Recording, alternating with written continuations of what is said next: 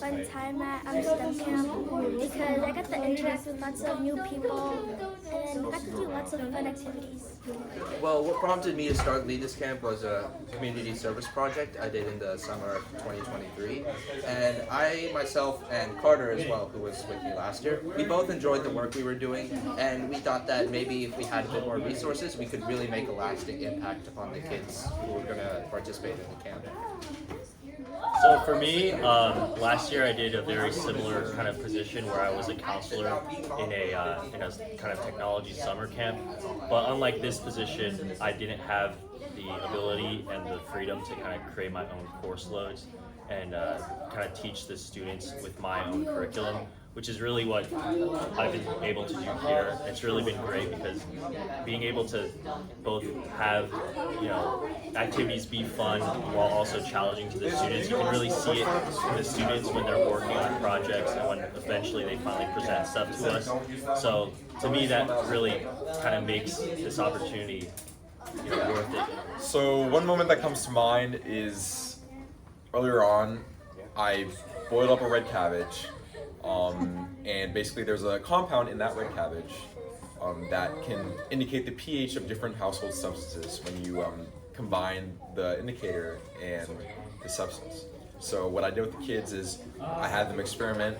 I took a bunch of the substances around each different table. I had them play around with it, say what colors does this make, and I put the slideshow of what colors relates to what pH on the big board, and it was fun just seeing their faces light up and wanting to try not only the items I had given them, but also other items around the room. They just wanted to keep going and say, what does this do? So I teach computer science, so my favorite part was the first game that we made as a class. So I opened up the code editor and we went into Scratch. And the kids and I together made a game with some guidance. And I would ask the kids questions like, what character should we pick? How fast should this obstacle be spinning and whatnot? And by the time I finished making this prototype of a game. Half the kids had already gone on their computers and made their own versions, and it was really cool to see.